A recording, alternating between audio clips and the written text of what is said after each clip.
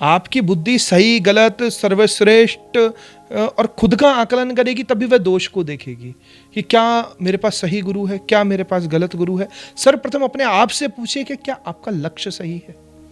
अगर आपका लक्ष्य भगवान है और पूर्ण रूप से आप उसे प्राप्त करने के लिए व्याकुल हैं, तो फिर आपको सदगुरु की ही प्राप्ति होगी।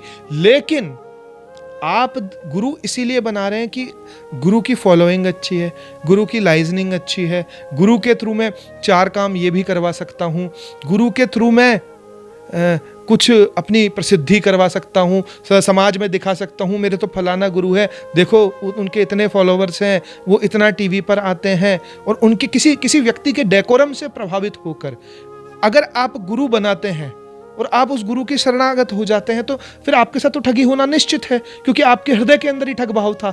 आप भगवान तो चाहते ही नहीं थे, आप तो संसार चाहते थे। तो जो भी भक्त अगर गुरु से संसार मांगने के लिए घूम रहा है, तो उसके साथ निश्चित रूप से विश्वासघात हो सकता है, निश्चित उसको दोष अपने गुरु के अंदर नजर आ सकता है। लेकिन जो भगवान को ढूंढ रहा है, जो सिर्फ भगवान को चाहता है, वो उसी के शरणागत होगा जो भगवत प्राप्ति करवाता है, जो भगवत मार्ग बताता है। जो गुरु के अंदर कभी बड़ी गाड़ी को नहीं देखेंगे, गुरु के अंदर फॉलोवर्स को नहीं देखेंगे, ये नहीं देखेंगे कि इतने लोग इनके पीछे जा रहे हैं इसलिए मैं भी जाऊं। वह देखेंगे कि जो मेरी शुदा है, जो मेरी प्यास है, क्या उनको ये मिटा पाएंगे, क्या मेरे इन संशयों को वो दूर कर पाएंगे। जब हमारे हृदय के अंदर ये भावना होगी, तो निश्चित रूप से सदगुरु आपका वरण करेंगे और निश्चित रूप से दोष क्या, आपको तिनका भर भी उनके अंदर कोई कमी नजर नहीं आएगी। संपूर्ण परब्रह्म परमात्मा ही नजर आएगा। दूसरी बात मैं सबको कहना चाहूंगा कि गुरु क्या करता है ये मत सोचो आप देखो कि गुरु क्या कहता है। गुरु का काम, कृष्ण को जगत गुरु क्यों कहा है कि कृष्ण क्या करते हैं, ये हमारा विषय नहीं है, कृष्ण क्या कहते हैं इसीलिए हमारा वो विषय है।